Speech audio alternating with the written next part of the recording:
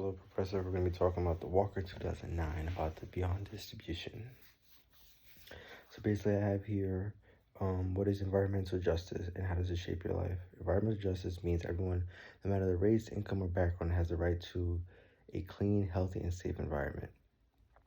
It's just not just about the fairness, it's about how the environment benefits, like clean air, water, and parks are also shared, on how burdens like pollution and waste are also avoided.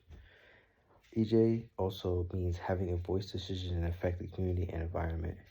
From my everyday life, environmental justice shapes like how the air I breathe and the water I drink. Whether my neighborhood has clean and spaces, I spend time outside. When communities get access to cleaner energy, better waste management, and green spaces to improve everyone's health and opportunities. Basically, protecting the environment isn't just about the nature, it's also about protecting the people and the fairness and how we live in it. The Walker 3 forms of environmental justice are distributional justice and producial justice, and we have recognition justice. Sorry. For number one, we have distribution justice, focus on who gets the benefits and who faces the burdens. Basically, low income areas often have more pollution, factories, and waste cities nearby.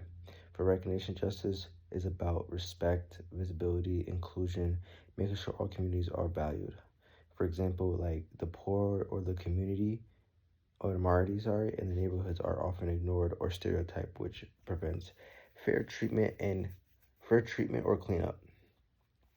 And for the final one, it basically ensures everyone has a voice in environmental decision making. Basically, I'm basically stating that residential having an input on where they have put new factories in where their communities and where they live at. Like highways, pipelines are also built. Impact on low and moderate income people. Without these forms of justice, people are more health risks, and have fewer chances to speak up. When the three practice, communities have become better, healthier, stronger, and more empowered, and fight for fairness. Are healthy, sustainable environments only for the wealthy? What I got from that question is, from authorities' perspective, it often seems like a healthy, sustainable environment and are built from people with more money. Wealthier areas get better perks and cleaner streets and more investments. The lower income neighborhoods often have older infrastructure and more pollution. This basically means this happens when cities and towns tend to prioritize areas and bring more tax revenue to political influence. In my community, one side town has 3 lined streets, nice playgrounds, and recycling programs. The other side has poor lighting, broken sidewalks, and fewer clean public spaces. And economic wealth clearly shapes how and who has access to healthy environments. The biggest environmental concern for justice in the U.S.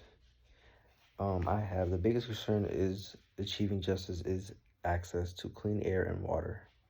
Many low-income and minority communities still face unsafe water and high pollution levels. Basically, Flint, Michigan has poor water systems, and the government neglects harm thousands, especially children. The highways and factories are also often built near low-income neighborhoods, causing more asthma and long-term health problems. This isn't just an environment system issue, it's also about fairness and equality. Everyone should have the right to breathe clean air and drink safe water, regardless of the income or the zip code you are located at. And for the second part of the homework, Klein, 2017, how power profits from disaster. How power profits from disaster. Klein's idea of the shock doctrine explains how crises and hurricanes, wars, and economic crashes are used by powerful to push through policies that benefit them.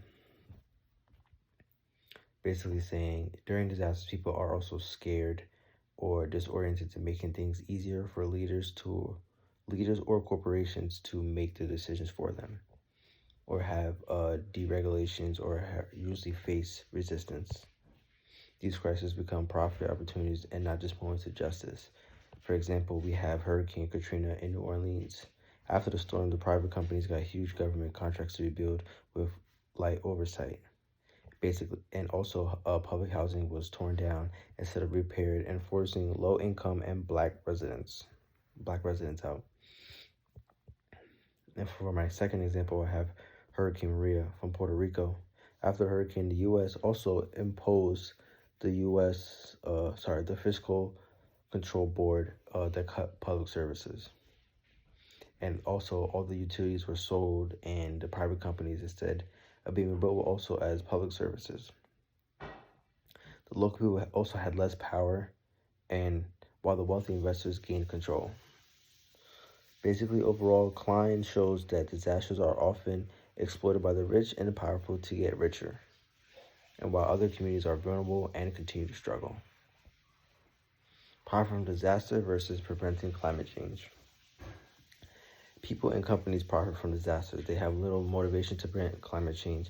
Rebuilding after floods or hurricanes creates massive contracts as if like families lose homes, jobs, and safety.